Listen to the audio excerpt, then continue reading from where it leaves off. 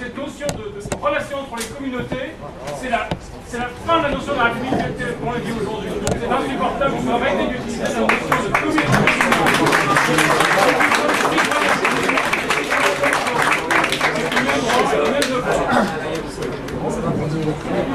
Moi ce soir, je veux bien être d'accord avec tout. Mais à un moment donné, les choses elles sont comme elles sont. Et il faut faire avec. Que ça plaise ou que ça plaise pas. Et donc je suis maire de Montfermeil, avec un tiers de ma population qui est de nationalité étrangère, un autre tiers qui est français sans aucune ascendance française, et l'autre tiers qui est français avec des ascendances françaises. Voilà. À un moment donné, je prends les choses comme elles sont et je fais avec.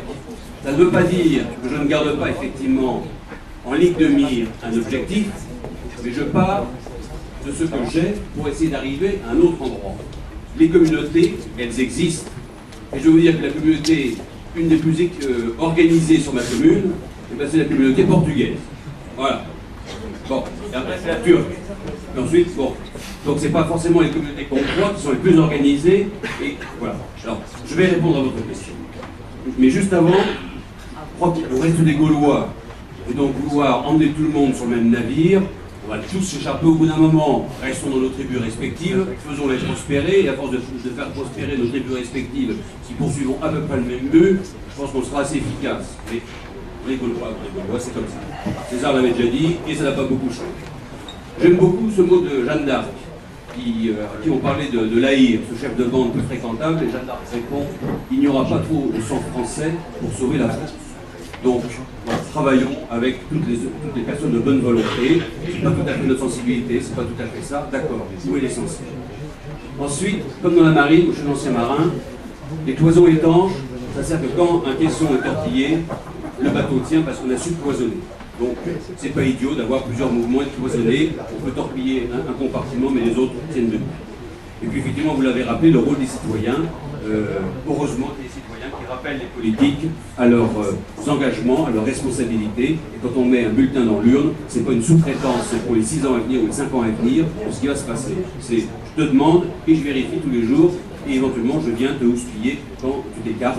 Et je dirais le pouvoir corrompt, je le dis parce que voilà, et qu'il faut, et je remercie les citoyens qui viennent me rappeler à l'ordre quand effectivement, insensiblement, eh bien, on dérive. Non, on n'est pas infaillible, on est aussi des hommes tout comme les autres. Et bien heureusement qu'il y a des citoyens vigilants et je les remercie. Et quelle que soit leur sensibilité politique, c'est eux qui ont raison. Alors sur la question que vous m'avez posée, dans nos banlieues, l'enjeu il n'est pas social, il n'est pas économique, il n'est pas urbain. Certes, il y a des dysfonctionnements socio-économiques et urbains, mais ce ne sont que des conséquences, ce ne sont pas des causes. Les causes, elles sont d'ordre culturel à minima, culturel dans un certain nombre de cas. On ne va pas reprendre la discussion qu'on a eue ce soir. Moi, j'ai deux messages, enfin deux phrases fortes qui guident mon action municipale depuis fort longtemps. Pour être quelqu'un, il faut être de quelque part. Ça, c'est la première phrase. Et la deuxième phrase, de la connaissance vient la reconnaissance. Et la reconnaissance dans les deux sens du terme. Je te reconnais une existence, une originalité, une culture, une particularité, et ensuite je te suis reconnaissant de ce que tu m'apportes par ta différence. Deux illustrations sur ces deux phrases, enfin, une illustration pour chacune de ces phrases. Pour être quelqu'un, il faut être de quelque part. On a fait à Montfermeil un son lumière. Voilà. Tout simplement, la petite histoire locale qui croise la grande histoire locale, et maintenant, depuis 4 ans, Les Misérables que nous avons mis en scène, puisque Victor Hugo a situé l'auberge de Thénardier à Montfermeil, et la rencontre entre Cosette et Jean Valjean à Montfermeil.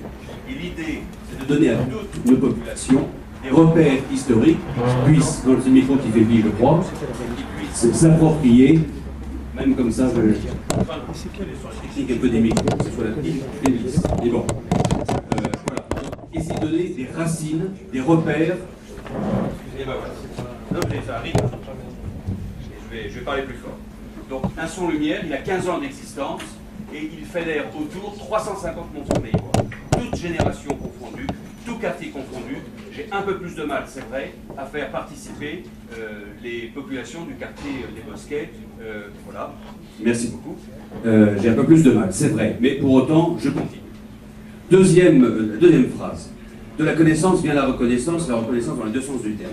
Nous avons institué le défilé des cultures. Ce défilé des cultures, qu'est-ce que c'est? Moi, j'ai plus de 40 nationalités sur la commune. Défilé en deux parties. La première partie, chaque communauté ou chaque personne dont l'origine est dans un autre pays que la France, en tout cas, défile dans son costume d'origine. Voilà.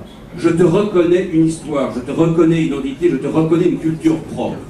Mais ne défile à cette première partie que s'il défile à la seconde partie. Et la seconde partie, qu'est-ce que c'est? Ce sont des créations originales à partir d'une idée qui est donnée par la commune, et c'est, je vais donner des exemples de thèmes, à la manière de, et on prend une liste de grands couturiers français. C'est à la manière de, et on prend les noms de rues de la cité des Bosquets, Picasso, Degas, Derain, Utrillo, etc. À la manière de, ce sont les monuments de Paris. C'est le Panthéon, comme Notre-Dame de Paris, comme l'Assemblée nationale ou comme le Sacré-Cœur. Et ça oblige ces personnes ou ces communautés, au départ ce sont des communautés, c'est vrai, mais après ce sont des personnes, parce qu'elles ont pu gagner en liberté, elles ont pu gagner en échange et en reconnaissance mutuelle, et à ce moment-là elles peuvent sortir de leur communauté parce qu'elles ont été reconnues comme personnes. Et voilà ce qu'on essaie de faire. Et quand j'ai 1500 personnes dans mon gymnase, toutes les nationalités, toutes les communautés, peu importe, appelons ça comme on veut, mais ils sont là quand même, et que tout le monde est là, et que ça va du médecin au RMiste, de tous les quartiers, et qu'il y a une vraie, j'ose le mot, communion, autour du costume, autour du corps, autour de la féminité. C'est autre chose que la débat sur la burqa, donc il y a des choses fortes qui sont véhiculées. Bien, là je dis que l'on progresse ensemble. Alors ça n'exclut pas tout ce que l'on a dit ce soir, et je le combats de la manière la plus forte, mais en même temps, quand je combats de la manière la plus forte, j'essaye de favoriser ces moments-là pour que chacun puisse reconnaître l'autre, se reconnaître et s'apporter mutuellement ce que l'on peut, parce que chacun a une richesse à apporter à l'autre. Voilà ce que j'essaye timidement, petitement de faire dans cette commune. Il y aura d'autres exemples, j'ai pris les deux principes.